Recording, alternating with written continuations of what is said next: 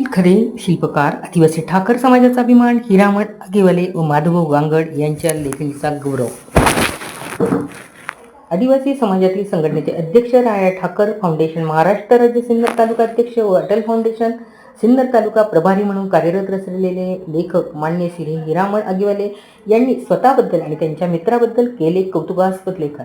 लेखनातील खरे शिल्पकार आदिवासी ठाकर समाजाचा अभिमान माननीय श्री हिरामण आगेवाले आणि माननीय श्री माधवभाऊ गांगड यांनी आजच्या डिजिटल युगात शब्दाची ताकद अधिक वाढली आहे. लेख आणि एक विचार, एक भावना हजारो लोकांच्या मनाला स्पर्श करून जाते. अशा शब्दाच्या सामर्थ्याने आपल्या आदिवासी ठाकर समाजात दोन लेखकांनी आपली वेगळी ओळख निर्माण केली आहे. एक सिन्नर तालुक्यातील पाडळी येथील माननीय श्री हिरामण आगेवाले आणि दुसरे इगतपुरी तालुक्यातील घारगाव येथील माननीय श्री माधवभाऊ गांगड हिरामण आगेवाले. हे केवळ लेखक नाहीत तर एक संवेदनशील मनाचे सामाजिक कार्यकर्ते आहेत. त्यांच्या लेखणीमध्ये जीवनातील वास्तवता, माणसाची स्ववैशिष्ट्य, नात्याचे बंध आणि समाजातील बदलत्या विचारांची झलक दिसते. ते जेव्हा लिहायला सुरुवात करतात तेव्हा त्यांच्या लेखनाची सुरुवातच इतकी प्रभावी असते की वाचक शेवटपर्यंत वाचल्याशिवाय राहत नाही, थांबत नाही.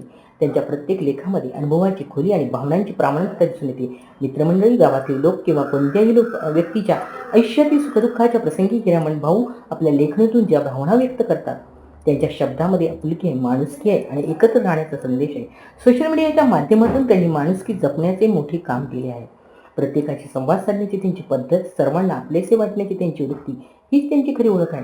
दुसरीकडे माधवभाऊ गांगड यांची लेखणी ही आपल्या मातीशी आणि संस्कृतीशी जोडली आहे असे हिरामण आगेवाले यांनी सांगितले.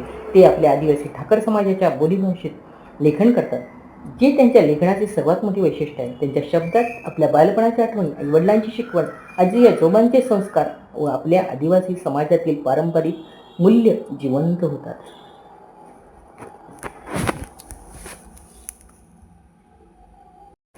माधवभाऊंचे लेखन वाचताना आपल्याला आपल्या गावातील वातावरण, त्या बोलीभाषेतील गोडवा आणि संस्कृतीची ऊब जाणवते. त्यांनी आपल्या मातृभाषेला आणि बोलीभाषेला जपण्याचे, पुढे नेण्याचे आणि नवीन पिढीपर्यंत पोहोचवण्याचे मोठे कार्य केले आहे.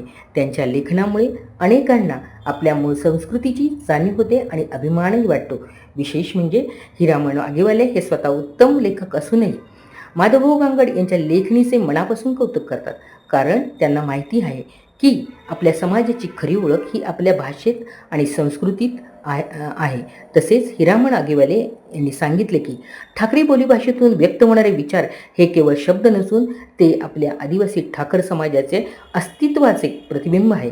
ही दोन्ही व्यक्तिमत्व म्हणजे खऱ्या अर्थाने लेखनातील शिल्पकार आहेत. एक जिथे समाजातील प्रत्येक भावनेला शब्द देतो, तिथे दुसरा आपल्या संस्कृतीला आणि बोलीभाषेला जिवंत ठेवतो. दोघांची विचारधारा वेगळी असली तरी उद्दिष्ट एकच आहे, समाजाला जोडणे, माणुसकी जपणे आणि आपल्या संस्कृतीचा अभिमान जिवंत ठेवणे. आजच्या काळात अशा लेखकांची समाजाला खूप गरज आहे. कारण ते केवळ लिहित नाहीत तर विचार घडवतात, नाती जपतात आणि समाजाला दिशा देतात. हिरामण आगेवाले आणि माधवभाऊ गांगड हे दोघेही आपल्या आदिवासी ठाकर समाजाचा अभिमान आहे.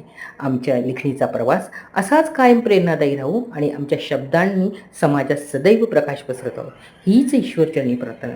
तसेच आपण आमचे लेख वाचून आम्हाला चांगली प्रतिक्रिया देऊन आमचा अभिमान वाढवत आहात आणि त्यातून अजूनच आमच्या दोघांच्या विचारधारेला चांगली सुरुवात होते.